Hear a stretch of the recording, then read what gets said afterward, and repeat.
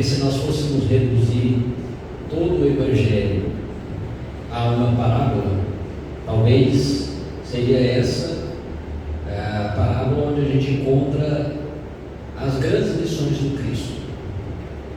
E aí eu trago aqui para nós estudarmos o livro, não sei se vocês conhecem, o Novo Testamento do Haroldo. O Haroldo, ele aprendeu grego, Haroldo Dutra, né? E escreveu, não sei se todos sabem, mas o Evangelho ele é muitas vezes encontrado no grego, né, no grego mais antigo. Dificilmente a gente vai ter relatos, né, documentos do aramaico, ali provavelmente na região da Judéia, quando Cristo legou as suas lições, era a língua mais falada. Mas quando começam as primeiras traduções, a gente começa a perceber que esses relatos do Cristo eles eram todos passados pelo grego, que era a língua universal. Então o Haroldo ele foi na fonte e coloca aqui para nós a tradução direta do grego para o português. Então, se existe uma tradução interessante de ser lida, eu considero essa. E de início, o Haroldo ele coloca o título, ao invés de parábola do filho pródigo, ele vai colocar parábola dos dois filhos, porque aparentemente essa seria a melhor tradução. E só para recordar o que é essa história, o pai tinha dois filhos, um mais novo decide adiantar a sua herança. Então pense, naquela época, quando Cristo narra essa história, a gente está falando aí de no mínimo 2000 anos atrás, numa região onde prevalecia um costume patriarcal, familiar, e de repente Cristo começa a contar a história de um filho mais novo que chega no pai e pede o adiantamento da sua herança, da sua legítima.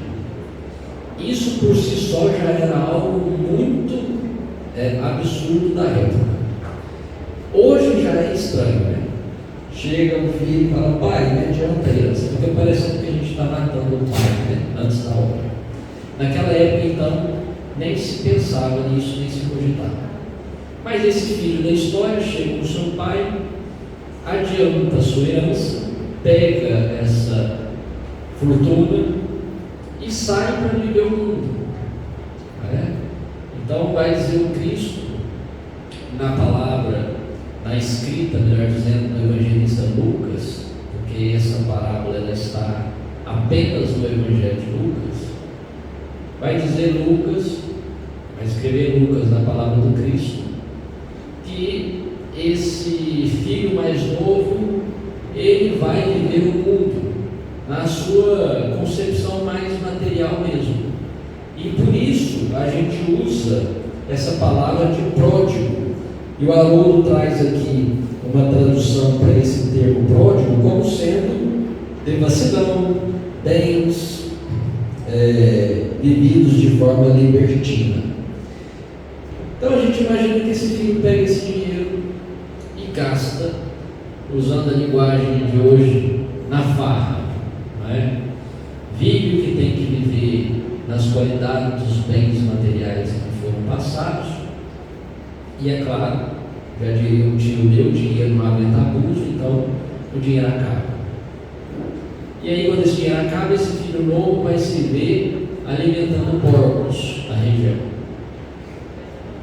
E no momento em que ele está alimentando porcos, tendo que comer a comida dos porcos, ele pensa: estou achando que eu vou voltar para casa, porque os funcionários do meu pai vivem melhor do que eu. Então se eu voltar, vamos dizer assim, que meu pai não me aceite mais como filho, porque afinal de contas eu desonrei ele pedindo a minha herança adiantada. Gastei tudo, saí de casa. Naquela época, pessoal, o filho sair de casa dessa forma, ele era um páreo, vamos dizer assim, ele não era nos outros lugares. A sua identidade, muitas vezes, naquela época, era ligada ao seu pai. Tanto que nós vamos ver por diversas vezes, inclusive nos evangelhos, nome da pessoa, filho de fulano. Não é isso? Pedro, filho de Jonas. Não é isso? Ou seja, naquela época não tinha documento de identidade, mas tinha o nome do pai que acompanhava o seu nome. Então, se fosse hoje, eu seria o Lucas, filho de Antônio. Era essa a forma que a gente tinha para nos identificarmos e para identificar para o outro que a gente pertence a uma família. Não sou qualquer um que chegou aqui nessa cidade, nessa comunidade, eu sou o filho do fulano. Naquela época, se você saía da casa dessa forma, meio que desonrando o seu pai, você perdia essa qualidade. Então era uma situação difícil tanto para o filho como para o pai, né? O filho pródigo, no primeiro momento, pegou a fortuna, gastou tudo que tem, mas no momento de voltar para casa, ele sabia que ele não voltaria na qualidade de filho, tamanha desonra que ele tinha ofertado para a sua família, principalmente para o seu pai. Mas no momento em que ele está ali alimentando os porcos, ele pensa: se eu voltar, embora eu não volte como filho, mas suponhamos que o meu pai me coloque na posição de um de seus funcionários, ainda assim eu viverei melhor. Então esse filho mais novo decide voltar. E aí é que Cristo inova, né, na sua história, porque quando Lucas escreve essa história contada por Cristo, no senso comum, o que é normal da gente pensar? Bom, esse filho vai voltar, o pai vai dar uma dura nesse filho, provavelmente vai acolher ele de novo, mas vai admoestar, vai falar: tá vendo, eu te avisei para não fazer isso. Mas não. Narra Lucas que quando o filho aponta, o pai, quando vê ele chegando, voltando na propriedade, o pai sai correndo para abraçar o filho. Então imagine a cena: um senhor, né, vê o filho chegando na sua propriedade, e tamanha sua alegria que ele sai correndo ao encontro do filho. E o filho, sem entender muita coisa, né, talvez ali, né, meio sem graça, quando vai manifestar algumas palavras e tal, a impressão que dá quando a gente lê esse texto é que o filho manifesta querer pedir desculpa, alguma coisa assim, querer um emprego. O pai fala: fulano, traga lá roupas, um anel e um chinelo, porque meu filho retornou. Meu filho que estava morto retornou. Olha só, essa atitude, ela não é das mais normais. Imagina, o pai manda fazer um banquete, manda lá matar o cordeiro para fazer um banquete, fazer uma festa. E o filho mais velho, que é aquele que continuou trabalhando com o pai, é aquele que não pegou a fortuna do pai e gastou tudo, é aquele que permaneceu ao lado do pai nos períodos difíceis e nos bons períodos. Ele olha para aquela situação e tem um sentimento que eu tenho certeza que a maioria de nós teria, que é o seguinte: uai, meu pai nunca fez um banquete para mim, por que ele está fazendo para o meu irmão, que acabou com a nossa família? E eu me lembro, a minha esposa uma vez contou essa história várias vezes, né? Mas a primeira vez que ela me contou, eu me lembrei dessa palavra. A minha esposa, ela é a única filha de 4 filhos homens. Ela é a única mulher.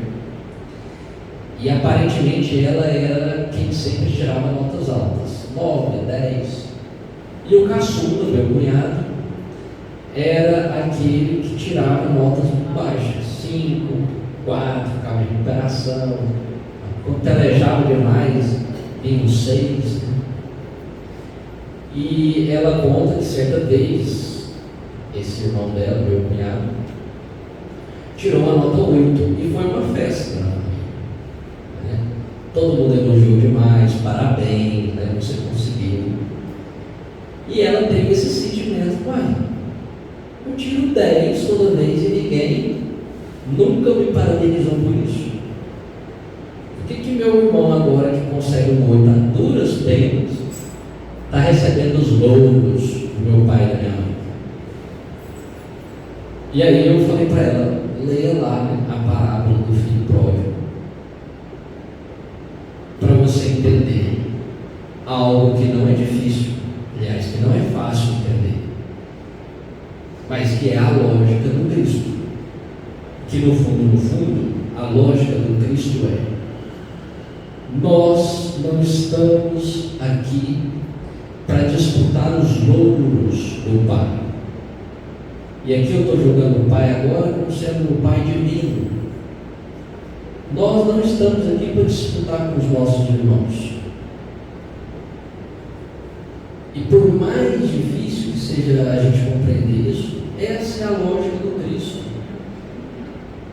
Cristo vem expor com essa parábola que nós não estamos aqui reencarnados para sermos premiados pelas nossas atitudes ou desabonados por outras atitudes. E parece ser muito esquisito isso, porque a gente vem, né, de uma educação que a todo momento tenta premiar boas atitudes, até nas religiões mesmo. Não faz nada errado não, senão você vai para o inferno. Ou então, não faz nada errado não, senão é 10 anos de umbral. Não tem?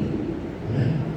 Eu trabalhava em uma instituição lá em Goiânia, chamada Irmão Áurea, uma casa ligada ao Grupo Espírita Regeneração. E lá tinha uma colega nossa, uma senhora já, ela andava com uma bengala assim, bem característica, né? Todos os sábados nós íamos lá, tem processo de centro, que a gente já sabe, faz sopa, palestra, fica à tarde lá, tratamento. E ela andava com aquela bengala, ela usava a bengala, ela dizia que a bengala era para, quando ela tivesse um plano, resgatar a gente do umbral, né? Que ela ia jogar e a gente pegava a bengala dela. E ela brincava dessa forma, ela falava: Lucas, sabe por que eu venho aqui? Porque eu estou fazendo minha casa lá no plano espiritual. Então eu venho aqui, cada dia que eu venho aqui é um tijolinho da minha casa, né? E aí quando eu chegar lá, vou ter um sobrado lá em nosso lar. E apesar dela falar isso de forma, né, sorrindo, todos nós sabemos que era uma brincadeira, mas muitos de nós pensamos assim: vou porque eu quero algo em troca lá na frente. Eu vou ficar aqui com meu pai, passar as amarguras do trabalho, mas ai do meu pai não reconhecer o meu serviço. Não é isso que a gente pensa? Ou eu sou o único errado aqui, né? O único desequilibrado. A gente pensa dessa forma. Nas nossas relações amorosas, da mesma forma. Eu vou casar com você, mas eu quero um amor correspondido. Ai de você de me trair, não é? E aí é normal que assim seja.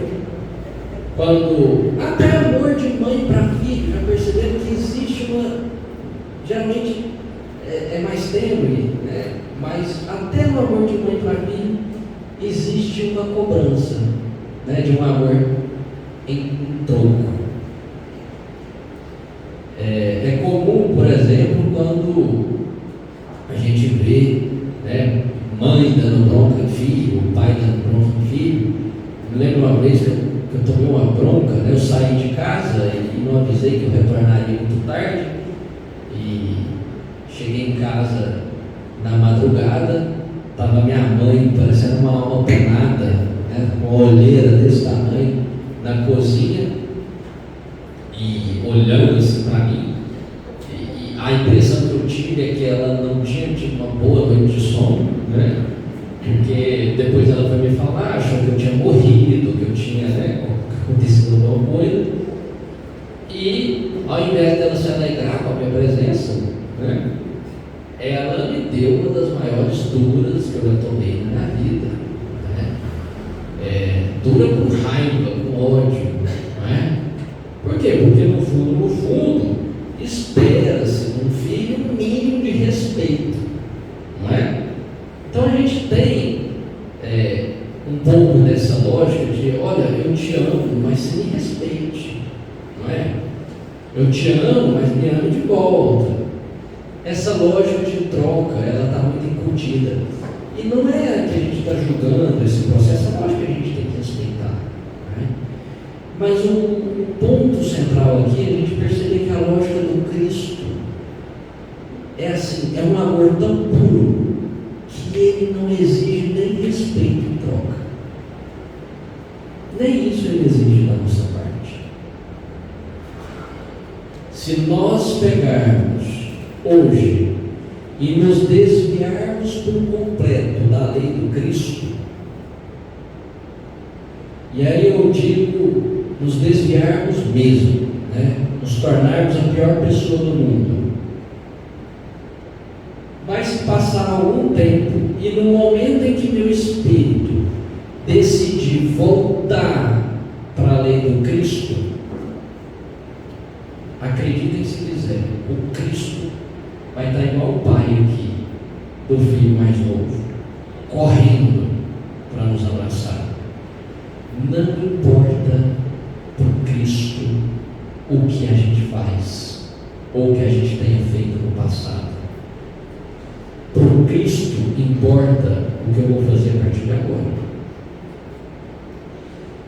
E isso pode parecer, pode soar que a gente pode fazer tudo e no momento em que a gente quiser a gente reorienta a nossa vida. É assim. É assim. Lucas, mas isso é muito injusto. Mas o que é justo? O justo então é o Cristo nos punir, porque a gente se distanciou da lei dele. E aí no momento em que a gente voltar para os braços dele, ele fala, não, agora eu também não quero.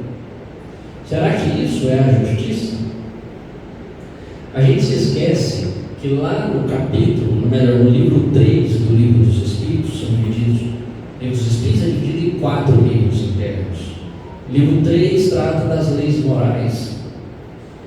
E a última lei moral que Kardec coloca naquela obra é da lei de justiça, amor e caridade.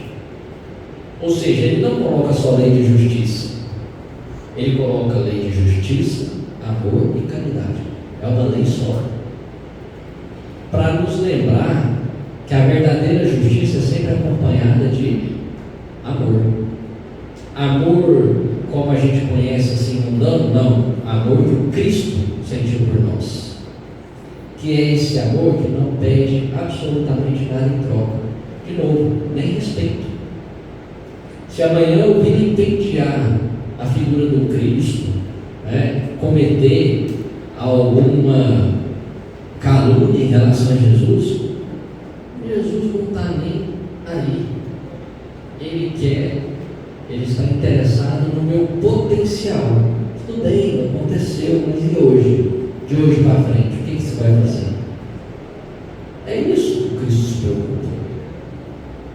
Quando a gente pensa em justiça, a gente tem que automaticamente pensar em amor.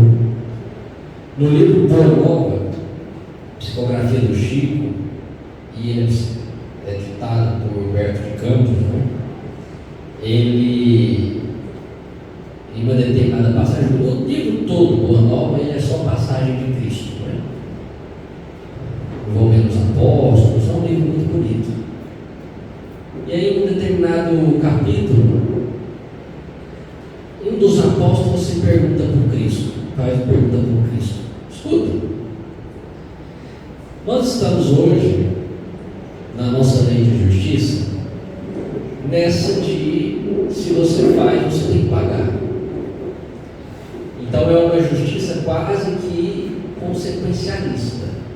Cada gesto seu tem uma consequência na mesma proporção que você fez. Então, se eu mato uma pessoa, eu vou sofrer, né, uma punição. Isso é um apóstolo perguntando para Cristo.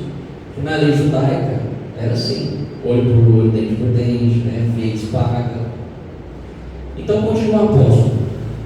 Se eu mato alguém, então, pela lei da justiça que nós compreendemos hoje, eu vou ter que morrer, matado. E para alguém me matar, vai precisar de uma pessoa cometer um outro homicídio. E se essa pessoa me matar, alguém vai ter que matar ela. E se alguém matar ela, outra pessoa vai ter que matar ela, né? Ou seja, que horas que isso termina? É uma pergunta assim que, sinceramente, eu faria, né? Ora, se a gente está aqui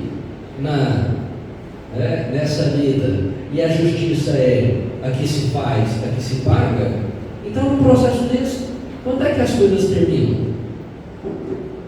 Porque se tem uma atitude maldosa, eu preciso de uma outra para compensar, para punir a minha atitude maldosa, e assim sucessivamente.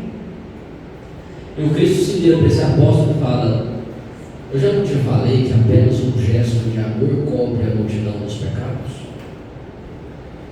Então aqui Jesus rompe com essa ideia de que eu preciso de ter uma atitude maldosa para punir uma outra pessoa faltante. Eu não preciso trabalhar com faltas, com punições, melhor dizendo, na ótica do Cristo apresentado pelo Espiritismo e pelo Novo Testamento. Essa ideia de punição, né, essa ideia de a todo momento trazer, né, o prêmio para o filho que mais trabalhou, para o filho que mais se dedicou, esqueça isso.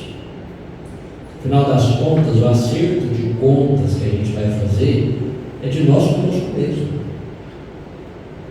Para o Cristo cabe apenas o incentivo ao nosso retorno, se nós nos desviarmos.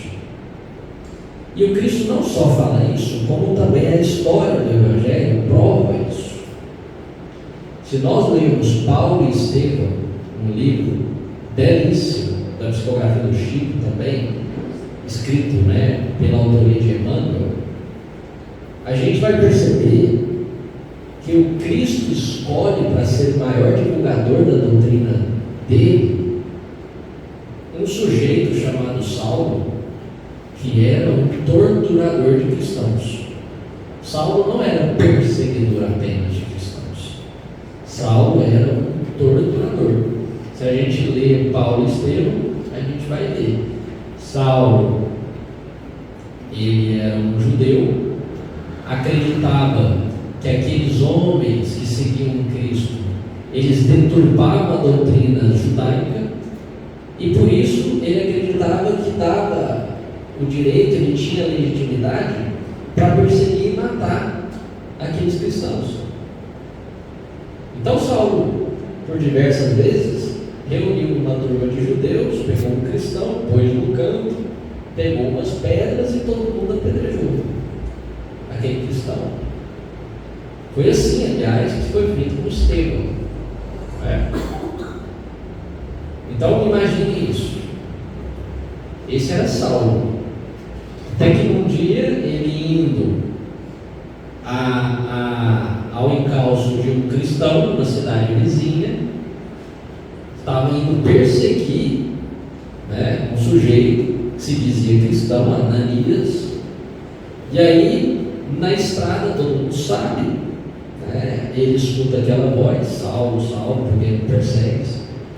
Ele percebe que aquilo era Jesus falando com ele, era a voz do Cristo, e naquele momento ele percebe que ele estava errado, que o Cristo era o enviado de Deus que a sua doutrina judaica tanto falava. Então, Muitos podem se perguntar, mas por que Cristo vai escolher logo ele, que era esse perseguidor, esse torturador? E no fundo é Jesus dizendo, legando para a história, essa mensagem de que, por maior que tenha sido o nosso erro, por maior que tenha sido a nossa falta, a gente sempre pode retornar. A gente sempre pode escolher voltar para o Pai. Que, aliás, quando a gente percebe que a gente está errado, eu falo isso muito, né? A Joana de Anjos, ela tem uma análise muito interessante desse momento, do Saulo, né, que ouve o Cristo naquele momento e percebe que aquele era o enviado de Deus, né? E aí Joana de Anjos fala que todos nós, diante da percepção do erro, a gente tem três alternativas: ou a gente se culpa, ou a gente se justifica, ou a gente se transforma. O Saulo optou pela terceira, que é a via que o Cristo quer de nós: transformação, simplesmente. Ele mudou tanto que ele mudou até de nome, né? Se torna Paulo, o apóstolo Paulo. Muda a pronúncia do seu nome, né? Deixa de ser Saul para ser Paulo. Mas muda a sua conduta. Vai morar no deserto. E o filho pródigo, quando ele retorna, ele volta com uma conduta transformada também. Mas a maioria de nós, diante dessa percepção do erro, a gente opta pela culpa ou pela justificativa. Ah, mas também ninguém me explicou que era assim, né? Ah, mas também ninguém me avisou, ninguém falou. A gente imputa a culpa no outro. Ou a gente se justifica, ou a gente apresenta a carteirinha de coitadinho, né? Ah, então errei, olha o tanto que eu sou coitadinho. Cristo não quer isso da gente. Cristo quer que a gente se transforme. É simplesmente isso. E se a gente está achando que está arrasando demais, como o filho mais velho, que está lá na luta diária com o pai, que na visão dele não errou, né? Julgando o filho mais novo, que errou, que gastou tudo. E se nesse momento a gente sente essa inveja, é uma análise que a gente tem que fazer também. Poxa, será que eu estou fazendo o que eu estou fazendo pelo meu pai?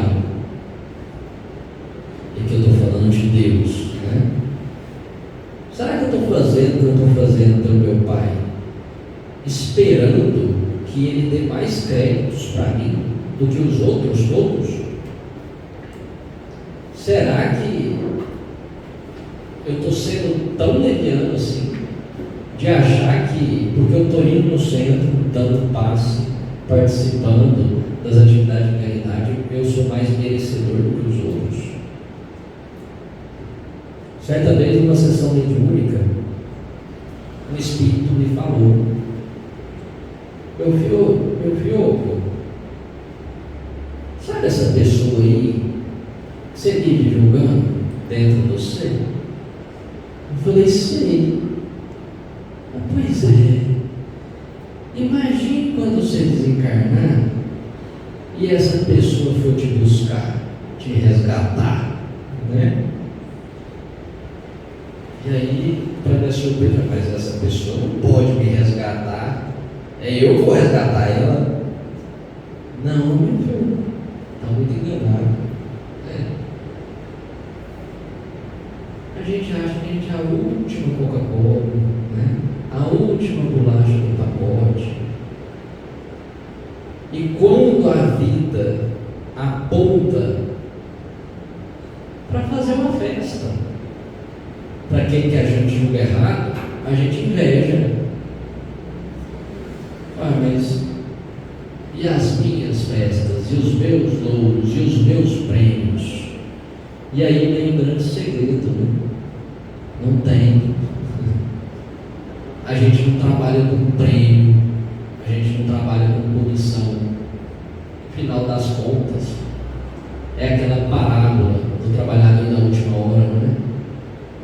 Ah, mas eu estou aqui desde o início, né? Esse cidadão aqui na última hora e ganha a mesma moeda que eu. É a mesma lógica que Cristo fala na parábola dos dois filhos, dos dois irmãos. Um ficou com o pai na labuta, o outro saiu, gastou tudo que tem, o que voltou teve um banquete. Porque quando alguém retorna das profundezas do erro, não é? Da maldade, dos excessos, a gente tem que comemorar mesmo, né? Porque não é fácil. Aquela pessoa vem sofrida, vem envergonhada.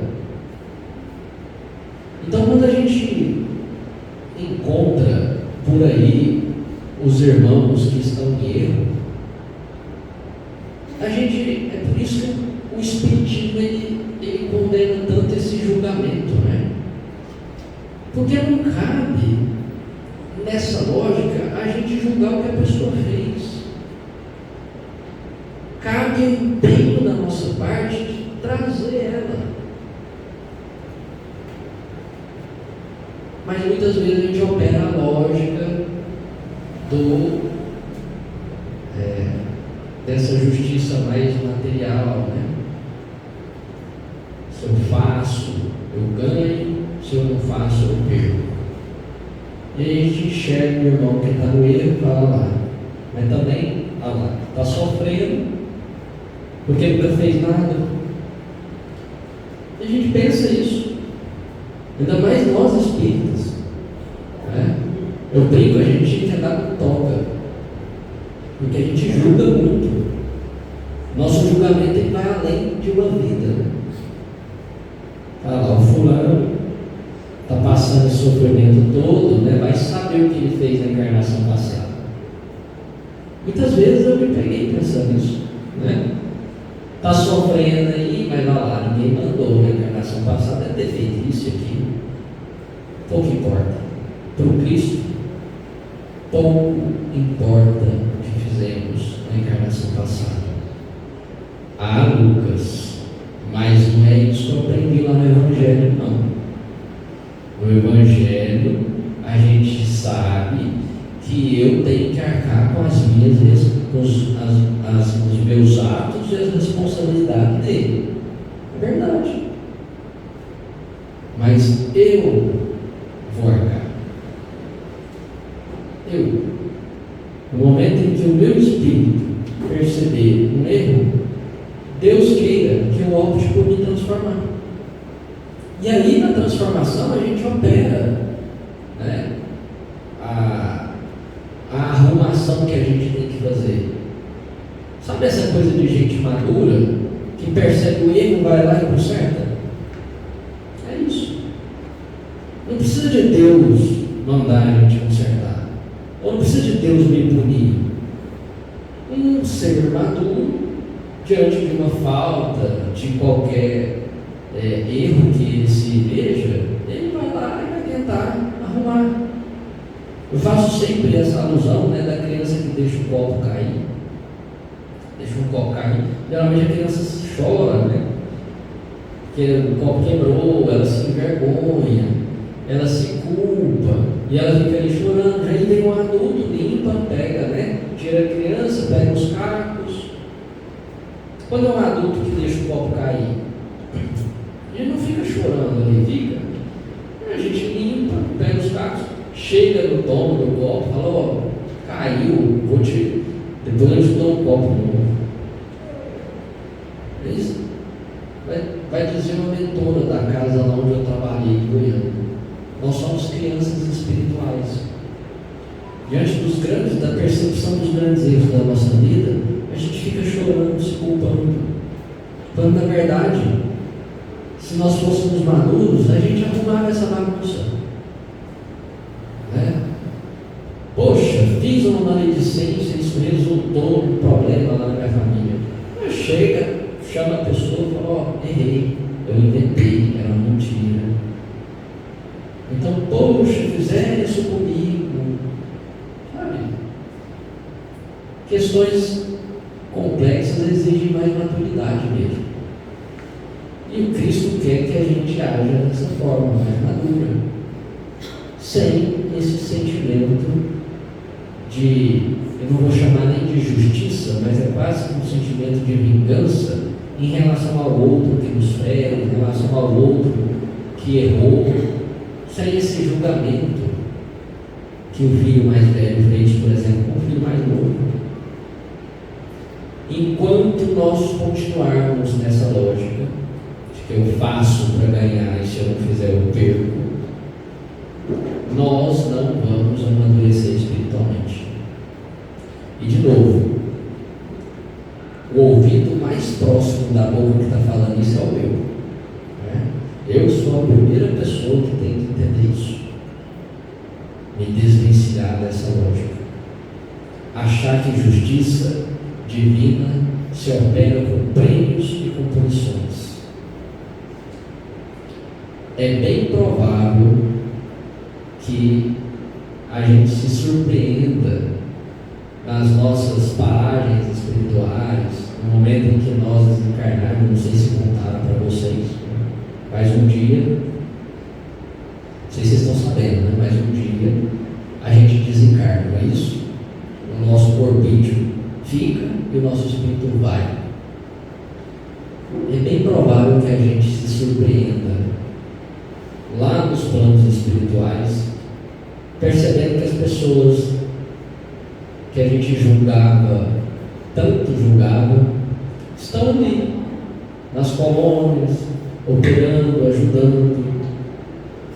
Imaginem o pobre do cristão que era perseguido por Saulo, passado algum tempo vendo ele como Paulo, como o maior divulgador da doutrina do Cristo. Se ele tivesse um sentimento de inveja, ele poderia falar: mas aí, Jesus, você me complica, né? Porque mês passado ele estava me torturando, agora ele é o escolhido. Mas se esse cidadão é um cristão de verdade, ele se alegra. Poxa, que bom que esse torturador passou por nosso lado. Que bom que hoje ele não tortura, ele prega. Que bom que hoje ele não odeia, ele ama. E isso merece um banquete. Se nós pensássemos assim em relação a todos os errados que a gente julga por aí, nossa, a nossa vida ia ser muito mais leve. Se nós tivéssemos a capacidade de suplantar esses nossos julgamentos e simplesmente amar, quão mais leve seria a nossa vida, né? E eu termino com uma parábola, na verdade é uma história que está lá no Boa Nova também, Joana de Cusa, capítulo 15 do Boa Nova. Joana de Cusa é Joana de Ângeles. Eu não sei se vocês sabem, mas Joana de Ângeles teve várias encarnações antes de ser mentora do Divaldo, do nosso querido Divaldo. E em todas essas encarnações ela chamou Joana. E Divaldo vai contar que a primeira que ele tem conhecimento, vamos dizer assim, a mais antiga, é uma Joana que era contemporânea de Jesus, era esposa de Cusa, um alto funcionário de Roma, fazia uma espécie de intermediação entre Roma e as autoridades judaicas e religiosas, portanto era um homem importante, e ela também num meio familiar importante, quando um dia ela conhece o Cristo, lá na região da Palestina, conhece Cristo, pregando, andando pela rua, e se encanta por aquele homem, por aquele jeito, por aquele olhar, e aí ela vai se ter com Cristo, dizendo: olha, eu quero passar a te seguir, quero fazer parte dessa comunidade que te segue, mas eu tenho um esposo, e meu esposo demanda a minha presença, e o que eu faço? E Jesus orienta ela a voltar para casa. Vai lá, fique com seu esposo, né? Opte por sua família. E assim Joana volta. E quando o tempo passa, Cusa falece, e naquela época, se você perdia o marido, você perdia tudo. Era o marido que dava provisão na casa, era o marido que dava importância no nome da família. Então Joana passa de uma pessoa da alta sociedade para uma pessoa que teria que ali trabalhar, lutar para criar o seu filho.